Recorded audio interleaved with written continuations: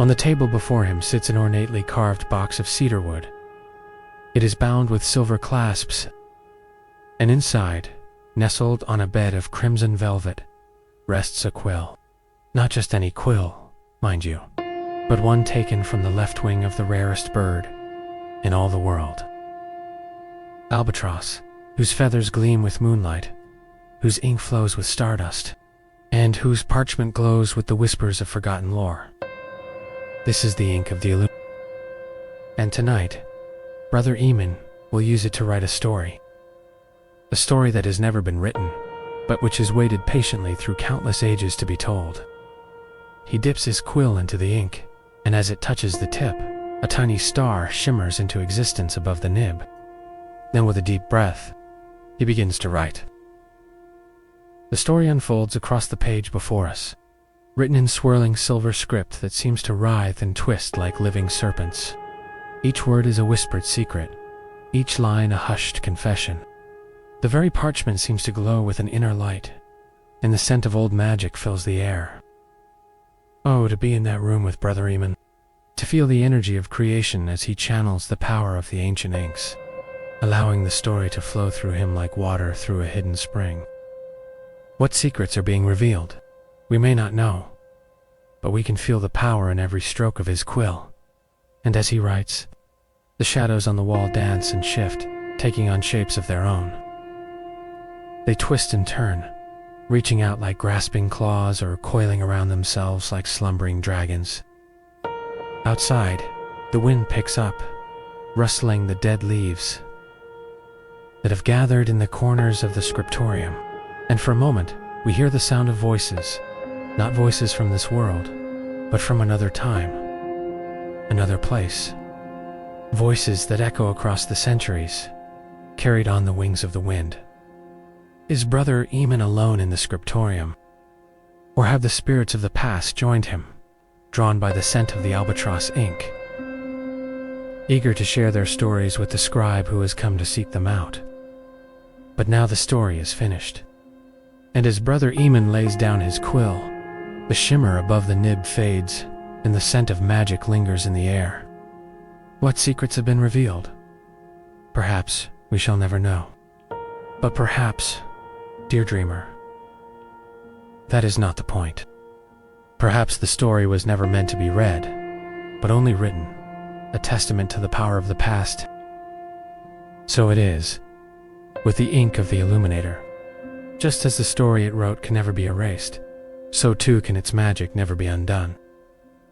It is a reminder that we are all storytellers, each of us with tales waiting to be told, and that the past is never truly gone, but only waiting for someone to remember it. And so our story ends here. But know that the magic of the ink of the Illuminator will continue to flow through the ages, whispering tales of forgotten lore to those who are patient enough to listen. In the hushed quiet of an ancient abbey, nestled amidst the whispering cypresses, there lived a scribe named Eamon. Tonight, he was to illuminate a gospel page, a venerable monk known as the Keeper of the Hours. As the fire crackled softly behind him, casting dancing shadows on the stone walls, Eamon felt no trace of fear. Wrapped in his heavy wool robe, lined with linen, he was enveloped in purpose.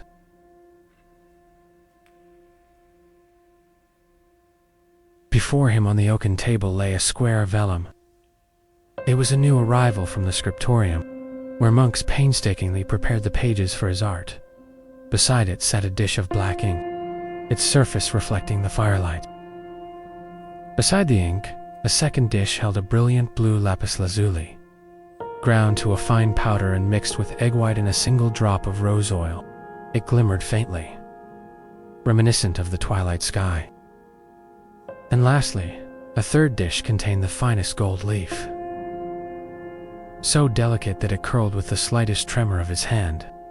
This he would use at the very end to bless the letter with light. Outside, the wind sang through the cypress trees, their mournful song mingling with the distant strains of the abbey bells. The world was asleep, or so it seemed. But within these ancient walls, the sacred still moved, Taking a deep breath, Eamon dipped his quill into the black ink, aligning his breath with the motion of his arm. Slow, deliberate, unwavering. He began with the vines, their gentle curves, echoing the graceful tendrils of wisteria. As his pen danced across the vellum, the rhythm of his strokes became steady, almost like a heartbeat. Tap, drag, lift. Each movement produced a soft whisper, the nib of his quill scratching against the vellum, filling the air like the rustling of falling leaves. With each stroke, you can't help but feel yourself floating, drifting deeper into the hushed quiet of the Scriptorium.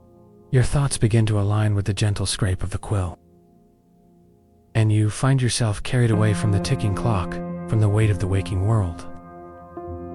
The fire pops gently in the hearth behind him. Sparks lift and fall, like tiny stars dancing in warm air. The scent of beeswax and aged parchment settles softly around you, like a comforter. Because this pigment, this lapis, was brought from across deserts and mountains, from the mines of Addictive, a place neither he nor anyone he knows will ever see. It is more precious than gold. He dips a squirrel hairbrush into the paint, so delicately that the surface barely ripples. He draws the first blue petal, a stylized lily, opening toward the heavens. The color glows even in the dim candlelight, a celestial hue, like a summer sky just after rain. You can almost feel it now, the hush of the Scriptorium. The way time slows here, the way the air seems to shimmer with patience. You're safe in this space. You are welcome here, and everything unnecessary is fading, like fog on warm glass. Eamon adds, leaf after leaf, petal after petal, each one touched with a blue so deep. He lights an extra taper. Its flame is small but strong. He opens a tiny box carved from bone inside, sheets of gold so thin they weigh less than a breath. He uses a special brush, made from badger fur, to lift and place each fragment. He paints a gentle adhesive, a recipe handed down from brother to brother for centuries, just to dab where the gold will rest. Then, ever so slowly, he lays the gold onto the vellum. It catches the candlelight, not bright, not gaudy, but warm. Ancient, like a sunbeam through stained glass. He presses it gently with his fingertip, protected by lambskin. And as the gold settles into the page, so too, you settle into your breath. Your heartbeat slows, your thoughts soften, and you drift like ink across water. This is not just a page. It is prayer and memory and silence. It is the kind of work that endures, not because it must, but because it is beautiful, because beauty itself is. And here, in the soft breath of the Scriptorium, surrounded by rustling leaves and flickering flame, the candles have burned lower now, their wax pools in quiet golden halos, and the gentle crackle of the hearth is the only sound besides the brush and the breath. Brush and breath. Brother Eamon sets down the gold-leafing brush, his hands, though, steady pause in stillness. And in that stillness, a kind of reverence fills the room, like the hush that follows prayer.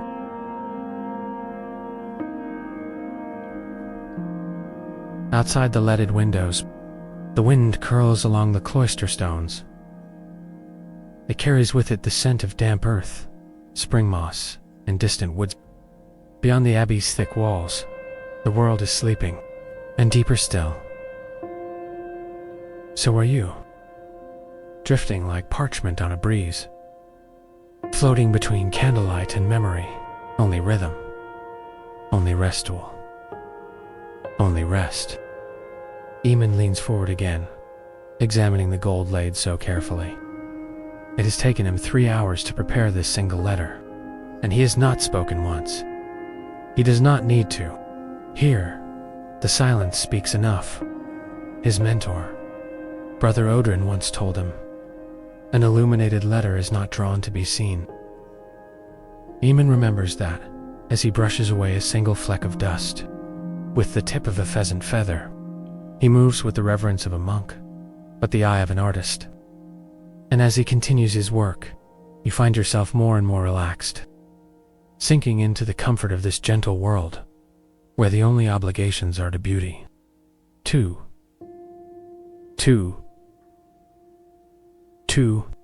Can you hear the soft sounds?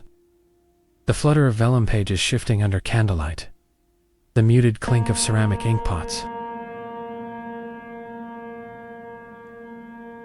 the distant murmur of monks chanting vespers in the great hall.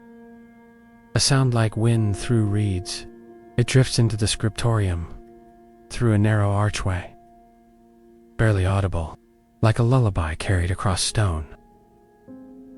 Eamon pauses again, letting his brush rest in the small bowl of water beside him. He closes his eyes for a moment, as if seeing the next part of the illumination not with his eyes, but with something deeper. An inner vision. He reaches for a tiny box. Inside, eye-powdered cochineal, a deep crimson pigment made from crushed insects.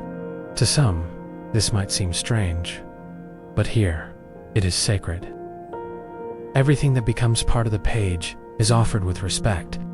He mixes the red with a touch of gum, Arabic, a binding resin from the acacia tree. The scent is earthy. He dips his fine-pointed brush into the mixture and begins to outline the blossoms. The heart of the vines, the center of the petals. This red, paired with lapis blue and gold, is what the elders call Heaven's Trinity. Each color symbolic, each chosen with intention. Blue for eternity, red for sacrifice, gold for divine light. You can almost see it now, can't you? This tiny corner of the world, glowing in warm hues, as if you yourself are being illuminated, line by line, color by color, by a hand that only wants you to rest. The fire murmurs on. A log shifts softly, and embers dance upward, fading into the chimney's shadowed curve. The air is thick with calm. As Eamon paints, his mind drifts gently, not in distraction. He thinks of the first time he held a quill. He was 9 years old, trembling with excitement in the Abbey's teaching room. He dipped it too deeply in ink, and the letter B bloomed like a flower too wide. Brother Odrin had only smiled. Even saints begin with a blot. The memory brings a soft curve to Eamon's lips, the hint of a smile. But tonight, the work is going well. The lines are clean. The colors true. Oh, the gold. It shines, not brightly, but warmly, like the light inside a soul at peace. It's in the center of your chest, glowing gently outward. No effort, no tension, just warmth, and stillness, and sleep pulling closer, like a woolen blanket drawn over tired shoulders.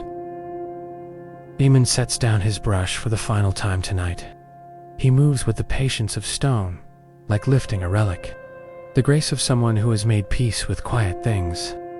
He lifts the vellum page by its corners, carefully, and places it in a drying rack beside two others, one painted with saints, the other with a scene of the Annunciation, and wrapped in linen, all halos and blue cloaks and lilies.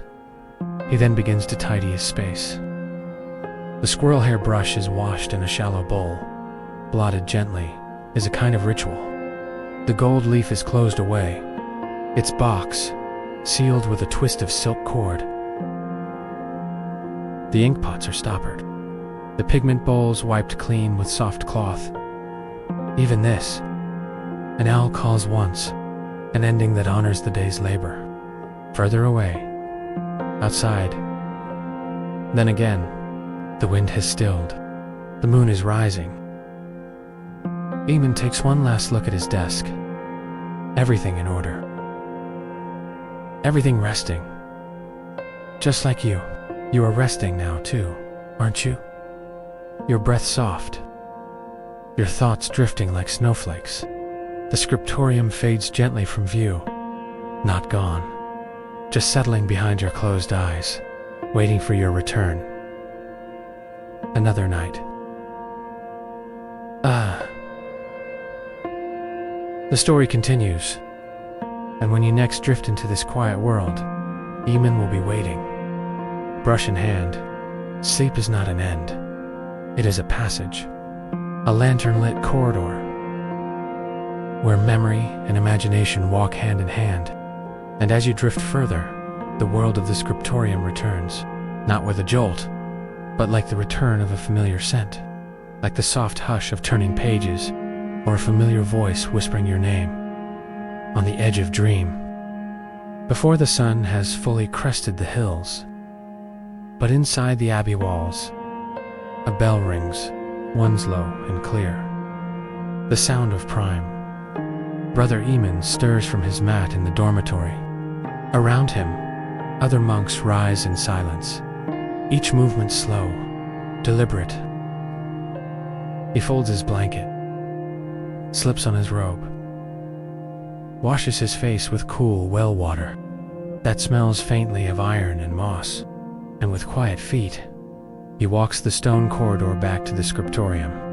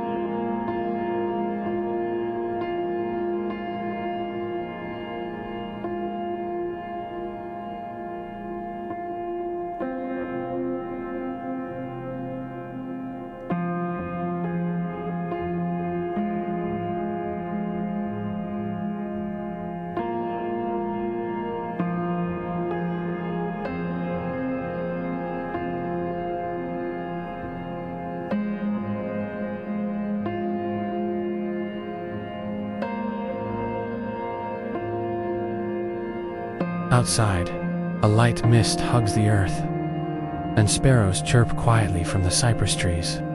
The whole world seems to whisper. It is a good day for creating beauty. The scriptorium greets him like an old friend. His tools are where he left them, the ashes in the hearth still warm. And on his work table, the page he completed the night before. Sleep is not an end. It is a passage, a lantern-lit corridor, where memory and imagination walk hand in hand. And as you drift further, the world of the scriptorium returns, not with a jolt, but like the return of a familiar scent, like the soft hush of turning pages, or a familiar voice whispering your name.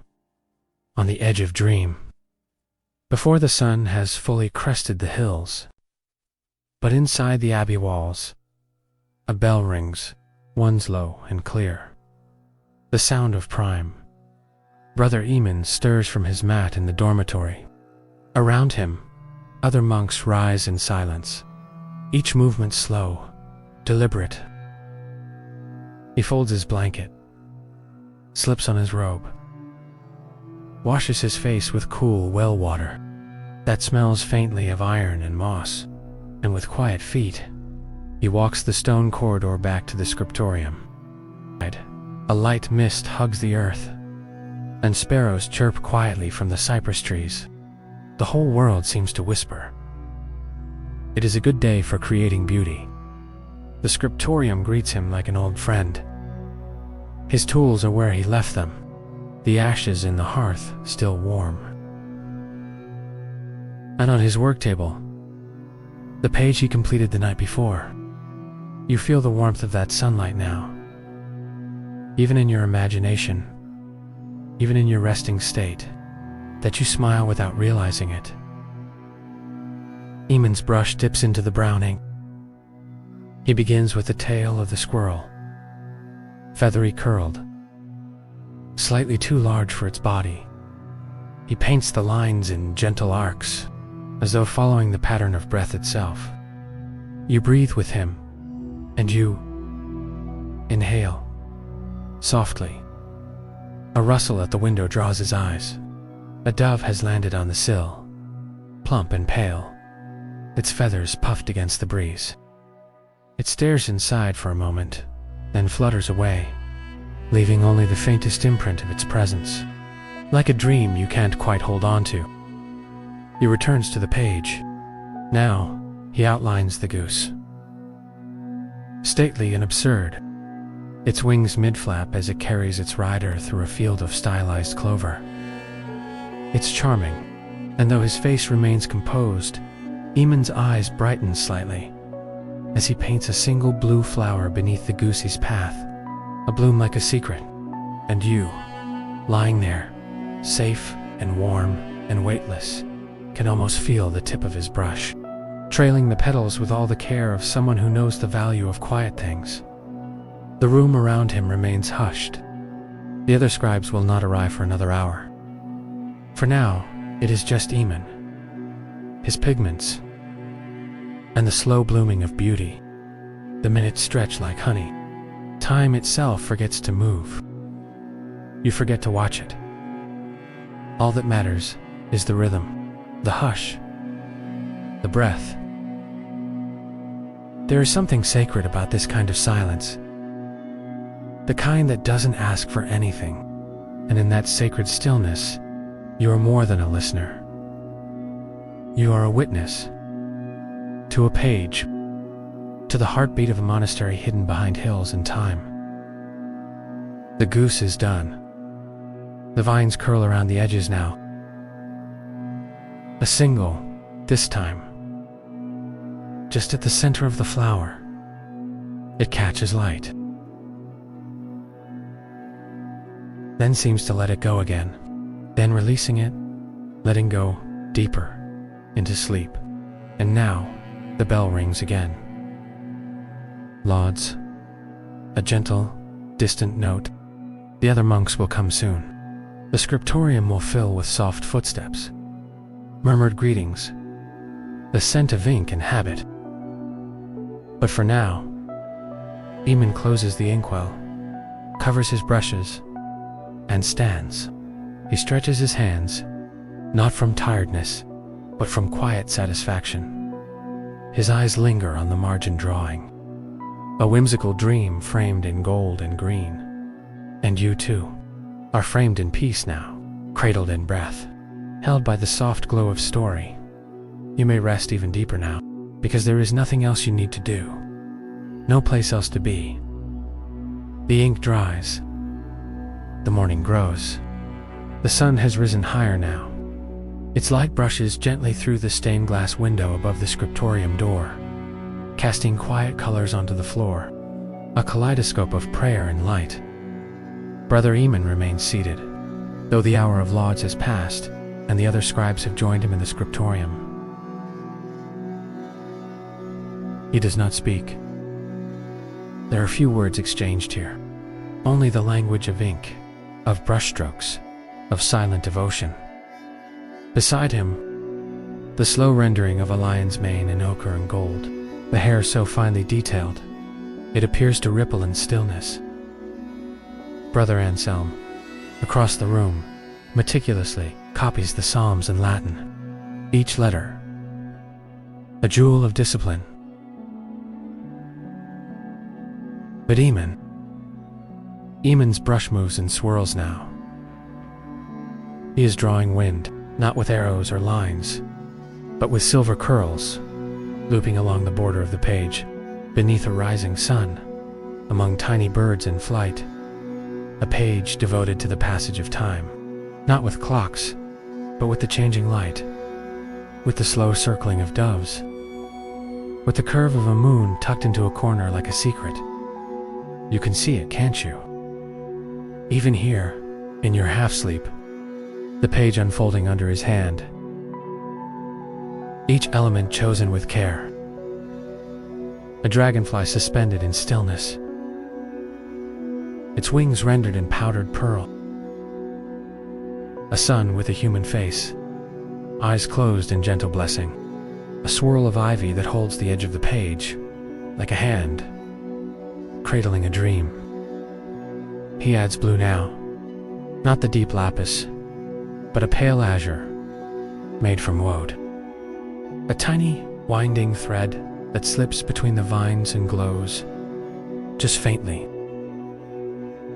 And that river, that soft, gliding thread of blue, is where you find yourself now, floating gently, like ink that never spills, like a story that never ends, like breath. Let yourself drift on that river. No paddling. Even the walls of the Scriptorium seem to fade now, as if Eamon's brush has painted a doorway between worlds, and through that door, you begin to wander deeper, into the dream of the page, into the valley he paints, the hills rolled with mist, the trees crowned in silver, tiny houses with thatched roofs, a church with a spire that pierces the clouds. It is a place that does not exist, and yet, you've been there before, perhaps in memory, in a moment between sleep and waking.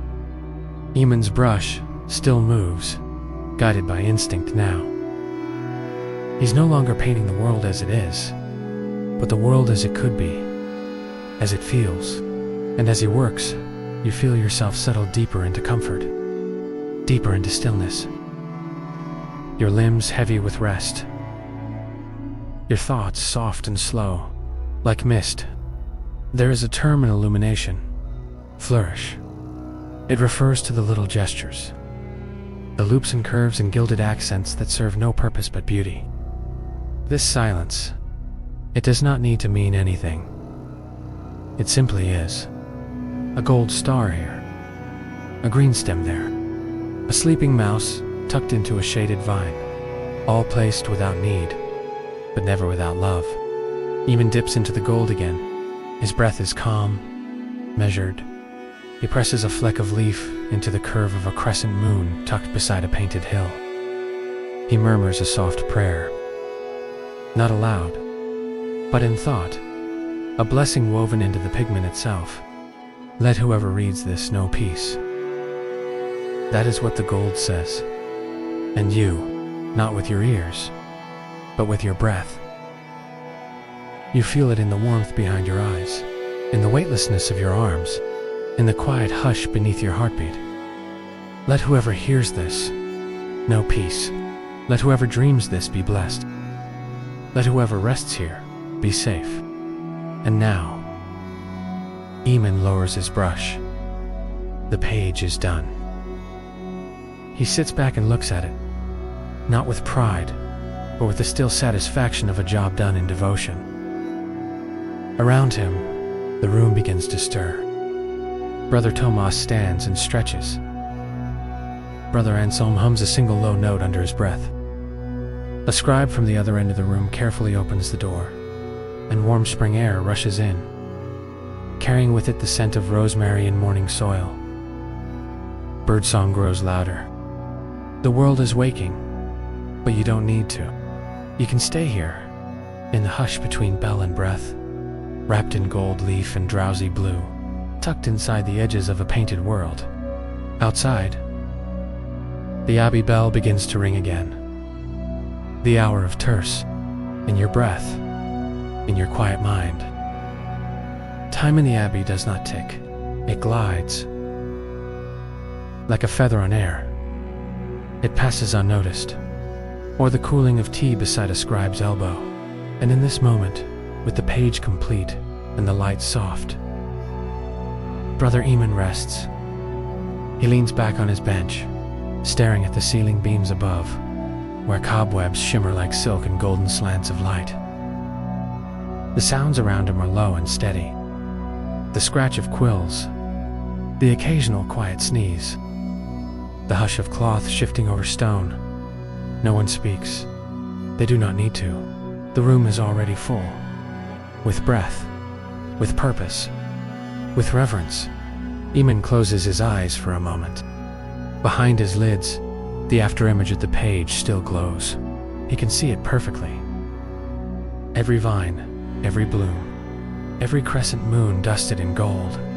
But beyond the image, he feels something else, something older, deeper. As though the act of illuminating has connected him not just to the page, but to all who have ever painted one. He imagines the hands of scribes from faraway monasteries, across oceans and centuries, bending over candlelight. Perhaps they too felt what he feels now. This quiet joy that hums beneath the ribs, and in your stillness, in the hush between heartbeats, you can feel it too. You, dear dreamer, you are a part of its lineage. You are a candlelit figure, wrapped in warmth, curled beside a painted margin.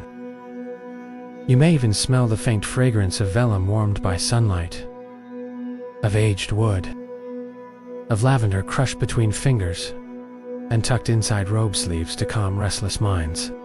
The scent is gentle, earthy, soothing, like memory you never knew you had. Brother Eamon rises quietly. He carries the completed folio, so carefully, into the adjoining room where finished works are stored in oak cabinets, lined with linen and rosemary sprigs. The cabinet doors creak softly as he opens them. Inside, dozens of pages rest, each one a whispered offering from hand to parchment. From time to timelessness, he slides his page gently into place and stands for a moment in the stillness, allowing his breath to match the rhythm of the space. You breathe with him. In, 2, 3. That's it. There's nothing else to do. Nothing to solve. Nowhere to be. Just breath. Just warmth. Just sleep. He returns to his desk. And though the page is finished, there is still one more task. Binding. A leather cover waits nearby. Thick, hand-tooled, he lays out the folios in order, one by one, each page a testament to stillness and color and faith. He presses them between smooth wooden boards to flatten them for stitching, and as he sews the gatherings with waxed linen thread, his mind does not wander. It moves slowly, gently following the rhythm of needle, through parchment, in and out, like your breath. In, out, out. The stitch holds not just the book together, but the moment, each loop, a quiet tether between thought and paper, between monk and mystery. Outside the open window, bees hum in the garden. The vines of honeysuckle sway lazily in the sun. The cat stretches across a warm ledge, its fur catching the light. If they too are aware of the sacredness, even the birds seem quieter now, singing in soft tones. Eamon smooths the spine, ties the end of the thread, and lifts the finished book in both hands, not with pride, but with humility. It is small, humble, but inside it, worlds. Worlds drawn in pigment and prayer. Worlds where geese, where crowns, where stars bloom on vines, where silence speaks. You've been there all along. Beneath the painted blue sky, tucked in the margins, curled inside the letter G, lying that Brother Eamon drew. Just for you. A sky where it is always dawn, and the wind is always soft, and nothing is ever hurt. You are safe here, held in parchment and gold, cradled by a monk's steady hand, soothed by the hush of candlelight in cathedrals. The book is closed. The story continues. As Brother Eamon places the finished volume, not because the page turns, and on the shelf beside others, he smiles quietly and whispers a phrase in Latin. Fiat lux, let there be light. You hear it in your dream, not as sound, but as warmth, as quiet joy, as sleep. The wind outside picks up slightly, just enough to ruffle the candle flames and swirl the scent of lavender through the room. Brother Iman tidies his table, cleans his brushes, closes the ink pots. The tools return to rest. As do you, and let there be rest, and let there be you, wrapped in both. The sun has long since dipped behind the western hills, and a silver hush blankets the land. Cypress trees sway gently in the moonlight, their shadows stretching like inked lines across the cloister stones. All is quiet, and inside the scriptorium, only one candle remains lit.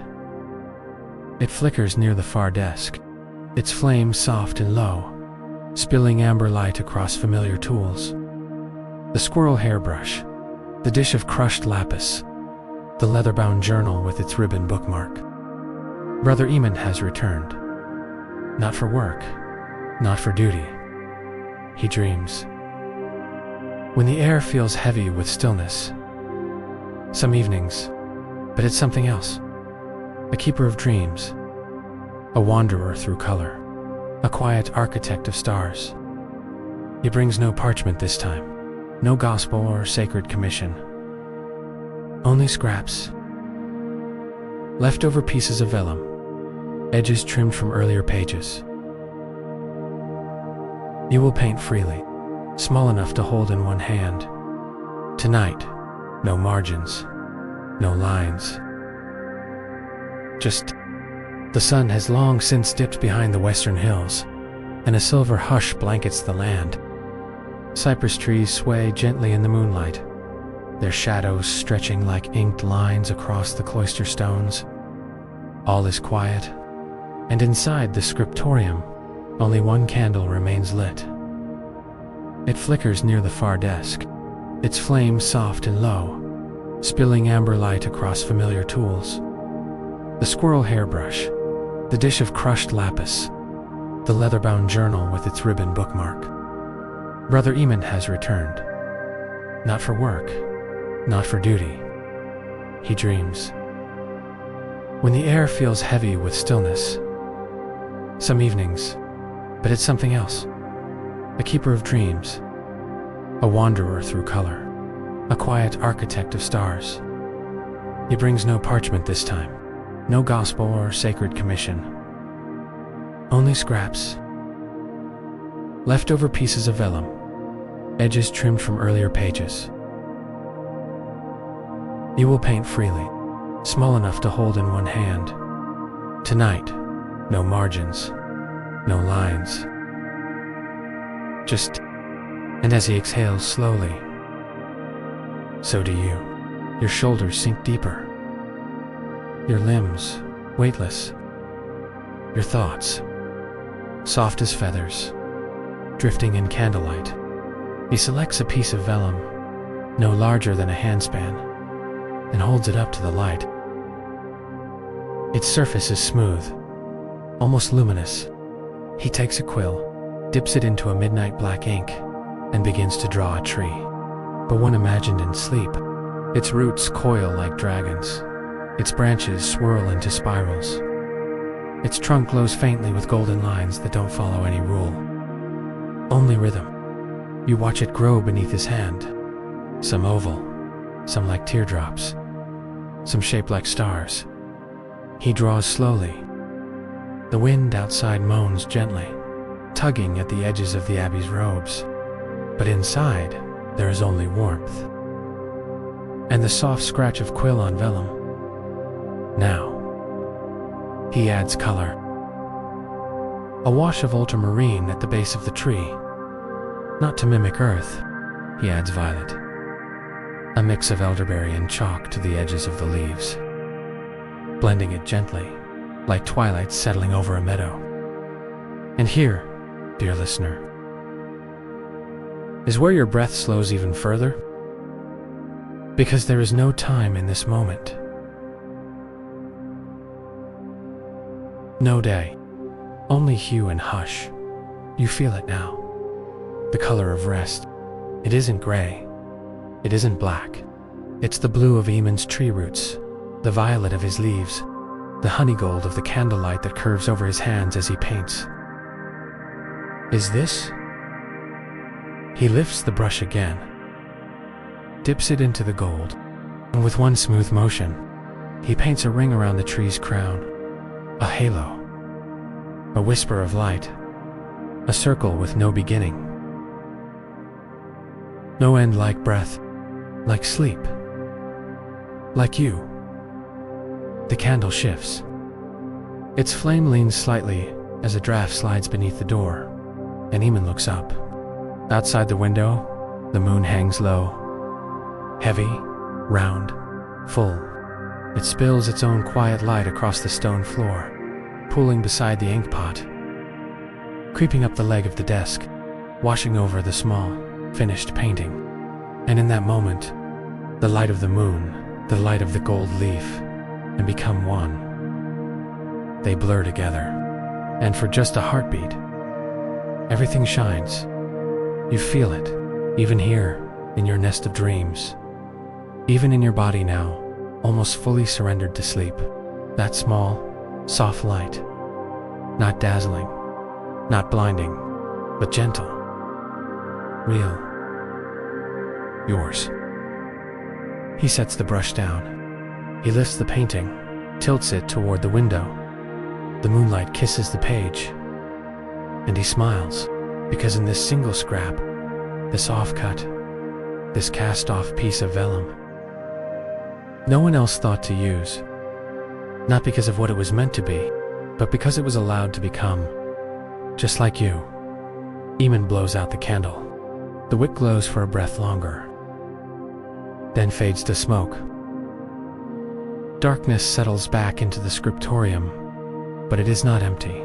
It hums with color, and memory, and light, unseen. He walks quietly back through the hallways, leaving the painting on the desk, letting it dry in moonlight. And you are resting now, not just near the story, but inside it, wrapped in golden vines, tucked beneath illuminated leaves, cradled by the roots of a tree, drawn only in dreams. Sleep is no longer something you seek. It has found you, and just like the painted page, you have become a quiet work of art in the making.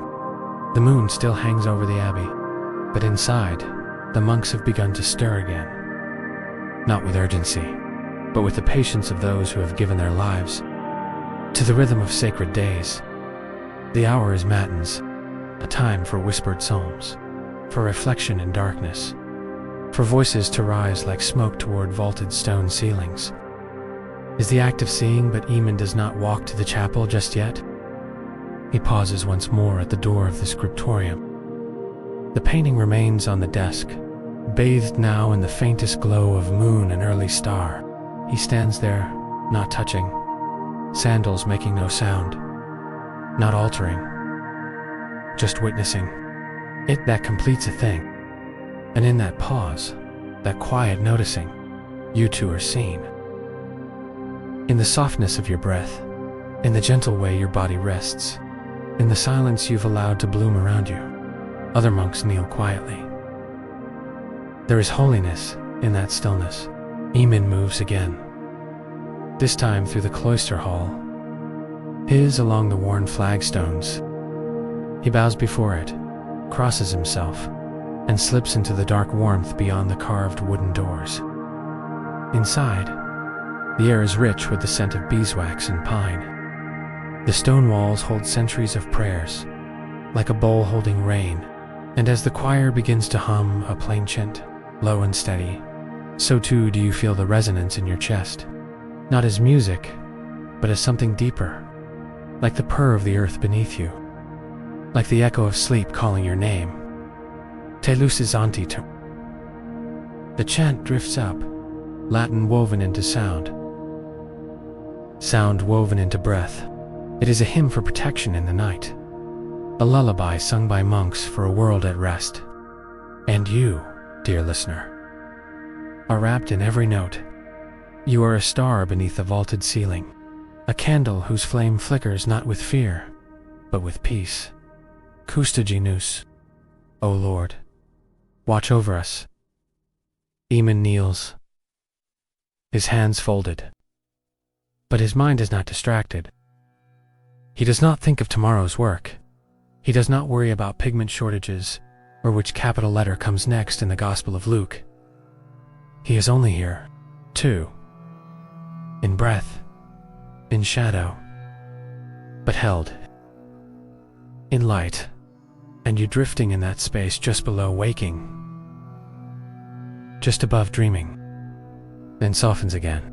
It moves like waves along the chapel walls, like wind across parchment. And Eamon thinks not in words.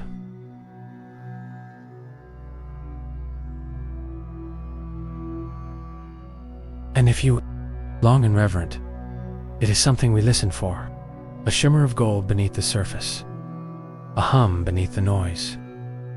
And right now, you are hearing it. The monks finish their final verse. A pause follows. Then a single candle is extinguished, and the room darkens into silence once more. Eamon stands. He leaves the chapel, breathing in cool air tinged with lichen and wood smoke. The night is deeper now. Stars visible, the kind of stars that have stories in them. And as he walks back to his cell, he passes the herb garden. There under a pale arc of moon, lavender sways gently, the soft rustle of thyme, the slow droop of sage, and beside it, something new. A bloom he didn't plant. Bright, a violet, curled around a stone. Delicate, yet bold. He kneels beside it, fingers hovering over the petals, but not touching. He simply breathes in, and in that breath, he decides, tomorrow's page will begin with this flower. Not from tradition, not from instruction, but because something quiet in him said yes, and perhaps that's what you're hearing now. That quiet yes in your own stillness. The invitation to become softer, to trust the hush, to rest without needing reason. He stands once more, closes the gate gently, and makes his way back to his cell. Across above the headboard, a window that frames the moon like a painting.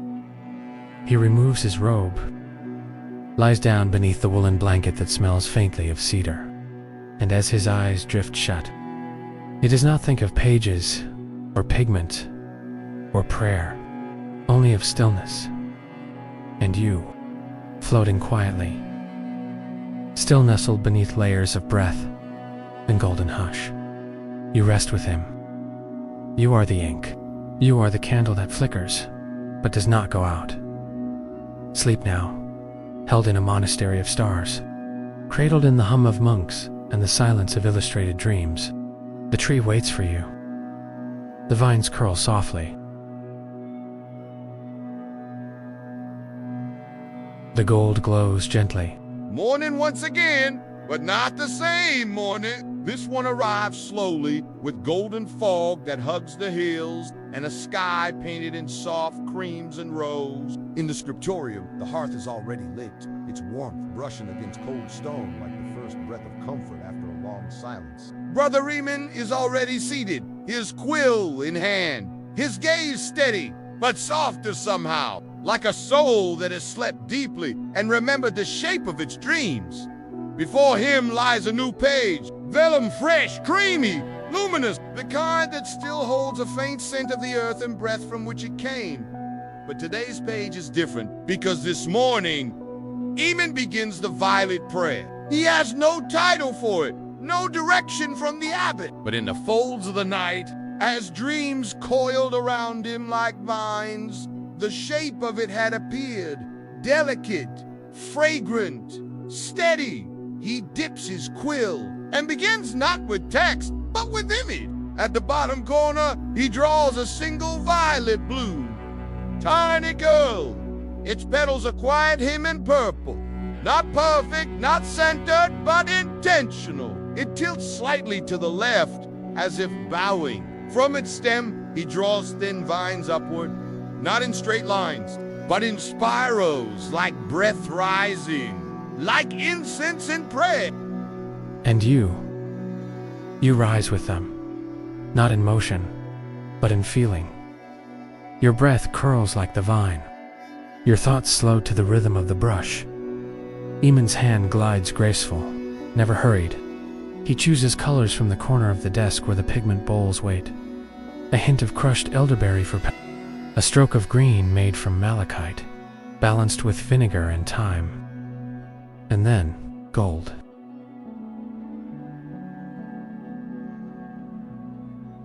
Not much, just a dusting, pressed into the center of the violet, where life quietly begins. He doesn't need to sketch today. His hand already knows the shape, as if the page has been waiting for him, and all he must do is follow. You may feel that too, that sense of being guided, of allowing the hush to carry you. And it does. Even now, your breath falls softer, your body sinks deeper. Like ink settling into parchment, the other scribes work beside him. Tomas hums as he inks the eyes of a lion. Anselm coughs lightly, then returns to the Psalms. The same quiet symphony of sounds. Scratch, pause, and again. But Eamon hears none of it. Inside the breath, his brush paints tendrils that loop around a capital letter, the first word of a poem he has not yet written. But the page already feels full, alive. Each leaf a little different, some broad and dark, others slender and pale, some tipped with silver, some with memory, and perhaps you are curled in one of them. Yes, look there, tucked in the curl of the lower left vine, a small figure painted in miniature, a sleeping form, wrapped in a soft cloak, golden hair fanned like a halo, eyes closed, in perfect ease. Not a saint. Eamon paints this figure with care. A face turned gently to the side, a smile barely there.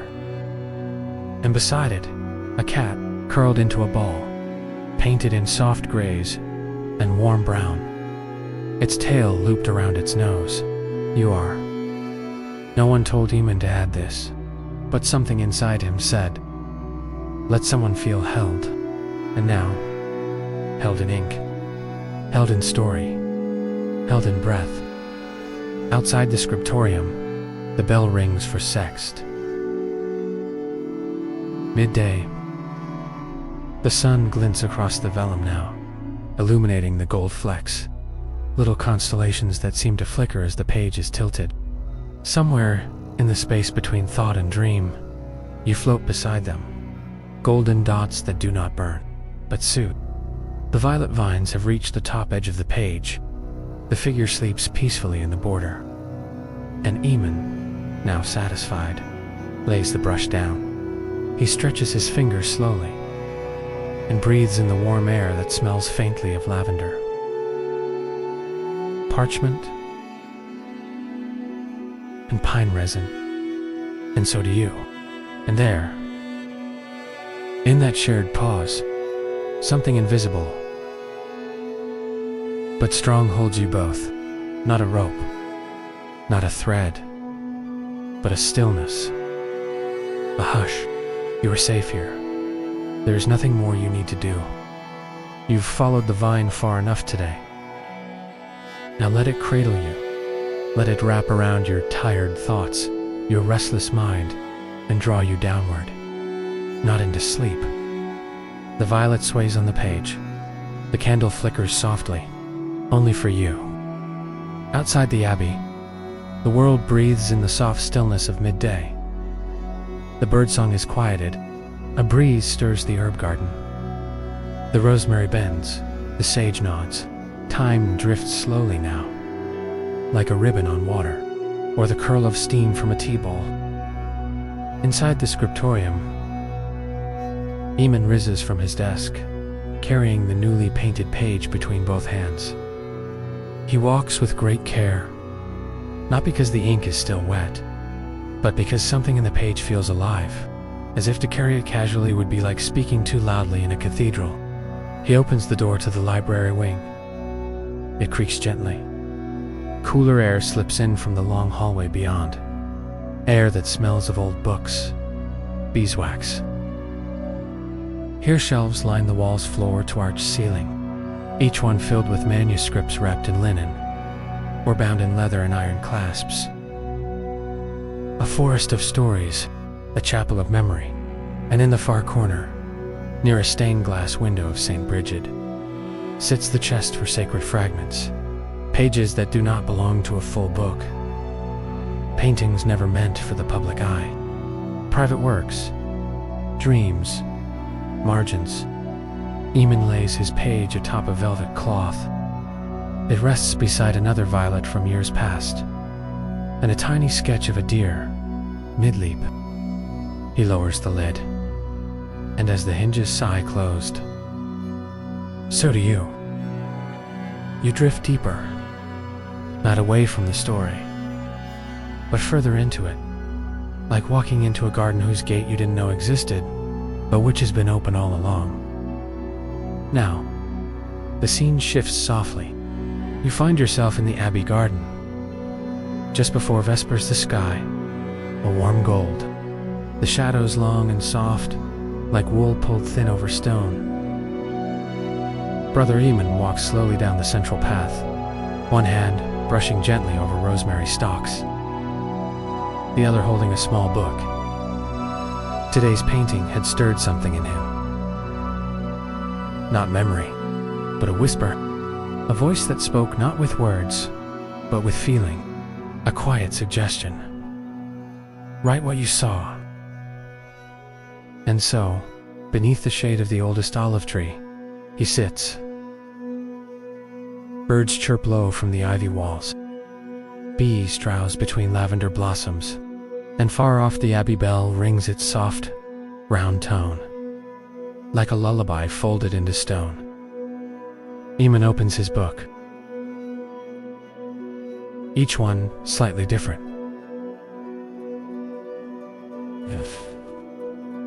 Some smooth, some wrinkled at the edges like leaves. He chooses a page at random, lets his pen hover, and writes. I dreamed of violet blooming in the hand of God. Asterisk, the words feel right. They settle on the page, like dew on petals. He continues, slowly. Its stem was ink, its leaves were breath, and in its center, asterisk, you hear that song now. Not with your ears, but in the hush between your breaths, it's the sound of warmth. The sound of stillness, the sound of something that has waited patiently to be noticed.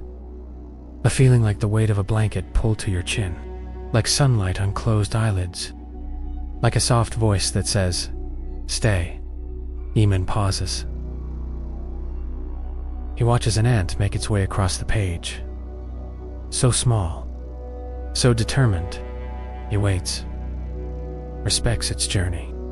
And as you rest now, in your own kind of journey, you are given the same gentleness.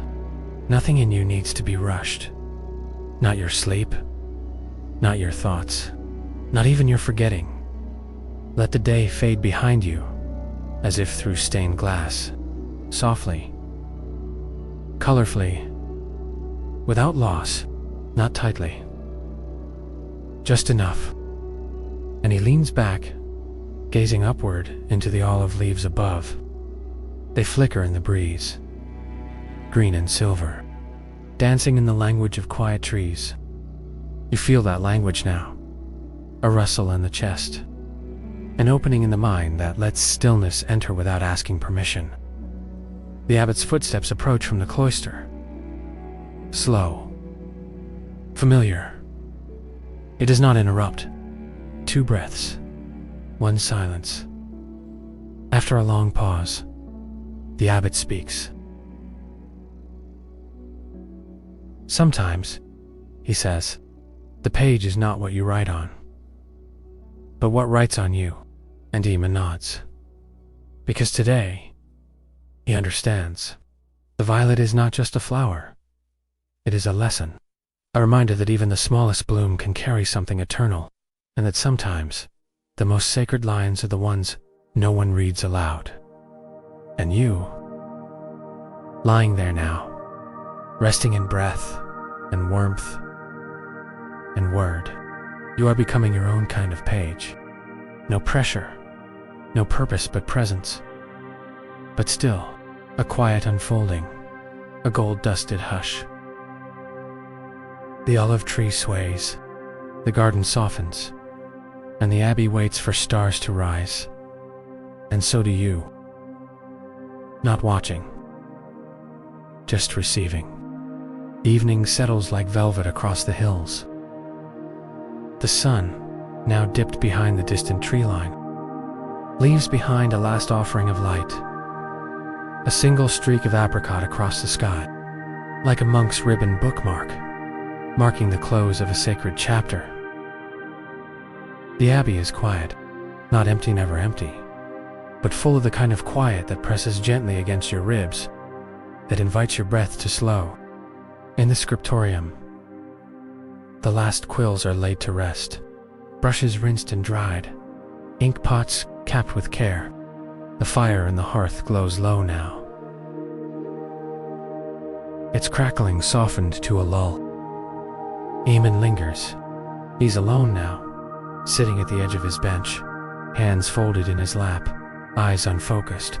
Before him lies a book, not one of scripture, not one for the bishop's library, but one stitched long ago. A book of borders, just borders, vines, leaves, curls of wind, dragons woven into roses. He opens it gently. The pages whisper as they turn, each one holding the echo of a hand long gone. Each corner softly browned. It is a library of silence.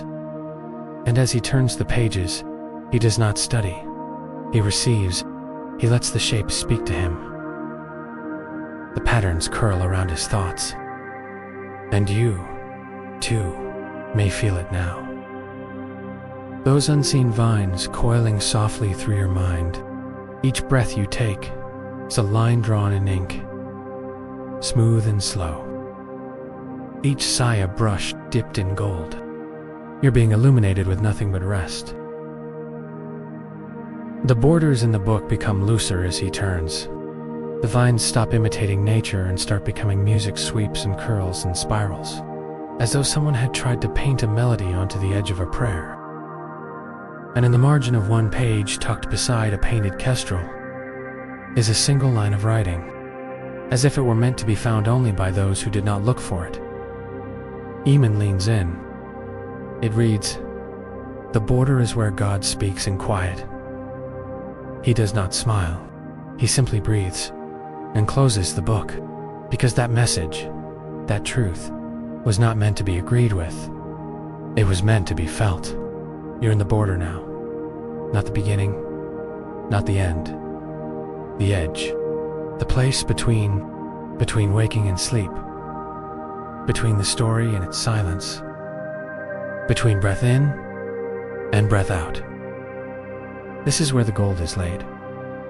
This is where the story deepens. Eamon stands. The candlelight casts a long shadow behind him, his figure stretched across the stone floor, curved around the legs of tables, mingling with the memory of every monk who stood here before him. He walks slowly now, his hand trailing along the backs of chairs, his steps quiet. Before leaving the Scriptorium, he pauses at the door. He looks back, not in longing, but in gratitude. Though your eyes may be closed, you see it, the room, bathed in amber hush. The tools lined like sacred relics, waiting for tomorrow's quiet to begin again. The night wraps the abbey in its shawl. Stars bloom, and in his cell, Eamon kneels beside his bed. He says no words aloud. His prayer is already unfolding inside him like a violet and dusk light. He climbs beneath his blanket, the same one as last night, the same one he's used for years. Its weight, like the closing of a gentle book, and he exhales. And he sinks, and in the slow, measured rhythm of his breathing, you find your own. You're not just watching this story. You are within it, woven into its vines, curled into its corner. You are the margin, and the melody, and the silent brushstroke that holds the page in place. And there is no need to do anything more. The candle by his bed flickers once, then stills. The wind outside picks up slightly, rustling the ivy that grows along the cloister wall. Its leaves whisper a song older than language. You do not need to understand the words, only to feel the invitation. To rest, to dream, to be dreamt. Eamon's breath slows further, until even that quiet sound merges with the dark, but of velvet, of stars, of ink drying on parchment. The page has ended, but the book remains open, and you are still inside it. Sleep now, as the abbey sleeps. As the violet curls once more, as the border glows faintly with the memory of gold. Midnight again, but not the same as before. This midnight arrives on silken feet, quiet as breath. Tor. The abbey slumbers beneath a sky, freckled with stars. Each one, a candle lit in heaven. Inside the walls, all is wrapped in rest. Stone holds the night gently.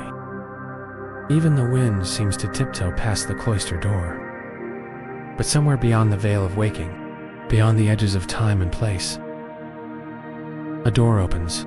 It is not a door made of wood or iron. It is not one you see with your eyes. It opens within the hush, within the breath, within the dream, and through it steps Brother Eamon, but not as you have known him. Here, it does not carry brush or quill. No ink stains mark his fingers. His robe is not of wool, but something softer, weightless, woven of starlight and parchment dust. This is the space behind it. Beyond it, the place from which all stories come. It is vast, but not empty.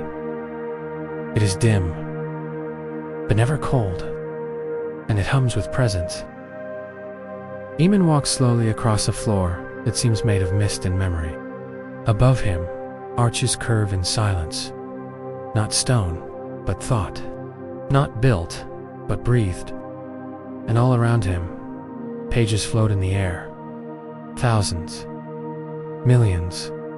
Each one glowing faintly from within. Painted. Written. Unfinished. Perfect. They drift like feathers. They circle like leaves on water. They carry the dreams of every scribe who ever dipped a quill in hope. And you were among them, not watching, drifting. Your body is weightless now, no longer bound by gravity or thought. You are a parchment, blank and glowing, a soul unwritten, but full of light. Eamon reaches out his hand, and a page floats gently into it. He does not grasp. He simply receives. He looks at it. The page is blank, except for a single word, written in gold leaf, that flickers like a star. Belong. The light in the room responds. Not brighter, but warmer.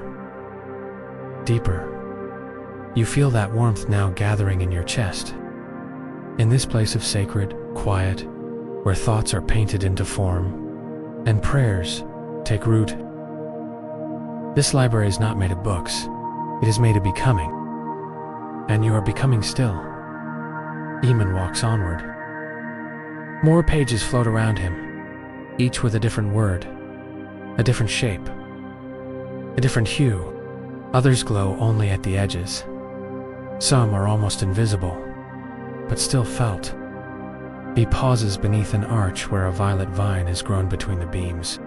Its blossoms are the color of sleep, and each one hums a note only the dreaming can hear. He listens.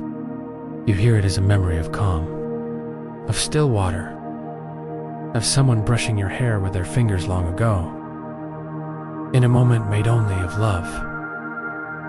Here, the past does not weigh you down. It lifts you. Even your worries fall silent in this place. They float away, no longer heavy, just light. Eamon opens his hands again. Another page arrives.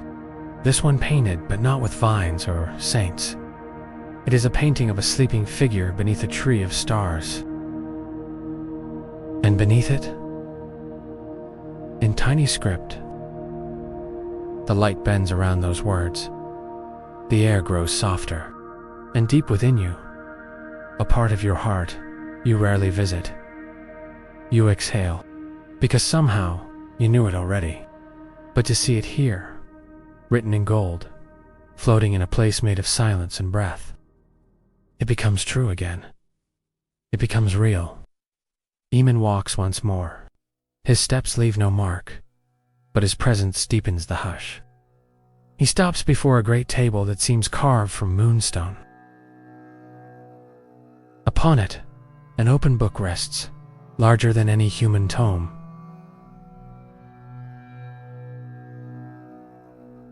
Its page is wider than the span of arms, and it glows with a steady, golden pulse, not flickering, not fading, alive.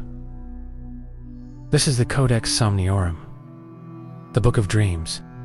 Each night, it records what the quiet ones dream.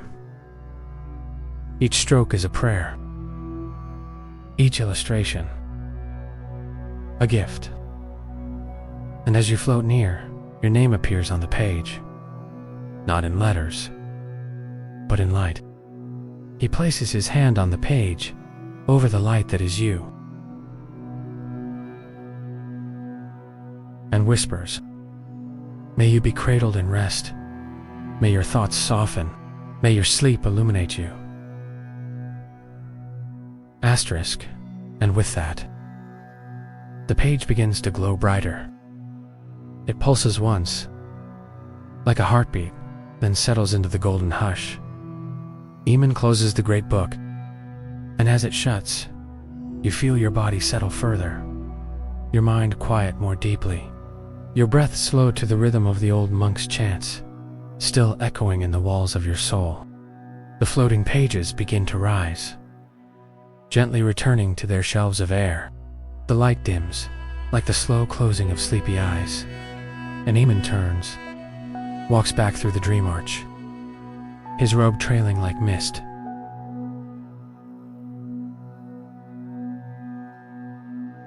A step silent, and just before he disappears, he looks toward you and bows, but in recognition, because he has seen you, and you have seen yourself. Time has vanished, not lost, but lovingly folded into the petals of sleep. You are not counting hours. You are not chasing dreams. You are simply here. Held, the garden hums low around you, like warmth through wool, like the memory of a lullaby. Eamon moves quietly among the sleeping forms, tending to the dreaming with hands like feathers, with eyes that see beyond words. He brushes away a loose leaf here, places a fresh lavender stem there, makes small notes in a book made of light. You, cradled in the glade, are no longer aware of your own body. Your breath has become the wind that stirs the golden grass. Your pulse is the rhythm of the glowing lanterns. Your thoughts, now petals on water, floating, separating. Eamon pauses. He kneels beside you. Though your eyes are closed, some part of you senses this. He places a small square of vellum at your side. It holds no ink, No pigment, only light. A blank page, not for writing, but for dreaming. It is yours, a gift. He whispers, not aloud, but through the hush. All sleep begins with trust, and he is right. You have trusted the quiet, trusted the pause, trusted yourself enough to release the weight you once held, and in doing so, you have become sacred. You are the story now. You are the border, the brushstroke, the glow that curls in the corner of a sleeping saint's page. The air around you glimmers, not brightly, but gently, like dust caught in moonlight, not to vanish but to deepen. The lanterns rise slowly into the branches. The vines curl closer around your form, as if tucking you in with their final embrace. An Eamon, still kneeling, places a hand just above your brow, not touching. May your dreams carry light. The vellum at your side absorbs this wish.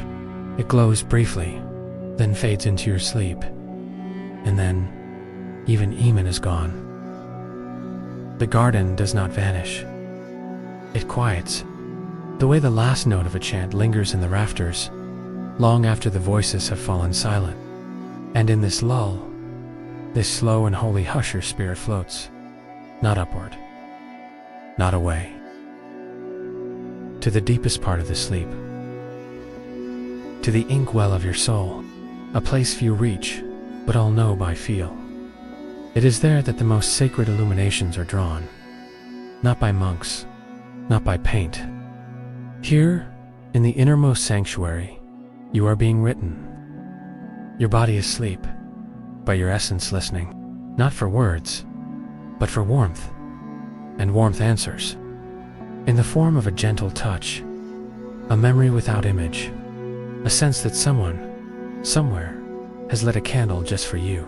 It glows in this deepest space, not flickering, not waiting, just being, and so are you.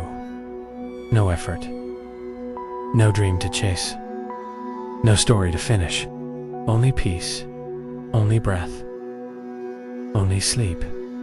You are the page. You are the hush, between one sacred moment and the next, somewhere beyond sound, beyond name, beyond even the echo of thought. You lie in the sacred quiet. You have become part of the hush, not surrounded by it.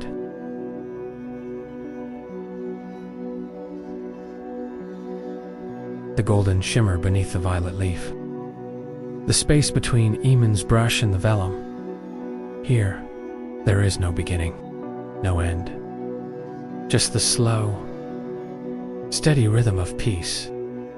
The sacred spiral of stillness. You feel it now. Not with your mind, but with something older, wiser, buried deep within the breath you were born with. A memory not of this lifetime, but of every quiet moment you've ever touched. The way light spills through curtains at dawn. The warmth of someone brushing your forehead. The silence between two people who understand each other completely. All of it lives here, inside you. As you float in this final chamber of rest, the dream folds around you like a cloak. You are not separate from the garden. You are its heart, its gold. Eamon is no longer needed. His presence is soft, become part of the hush itself. The monks sleep, the abbey breathes. But you remain in this holy in-between, not suspended, not held. A breeze passes through, cool, fragrant, ancient. It brings with it tiny motes of gold, like dust from the wings of moths. They drift downwards slowly, landing on your skin, your brow, your hands. Not to mark you, but to remind you. You are the illuminated one. You are the page. And now, the story is complete, because it was never about the plot. It was never about the image or the words.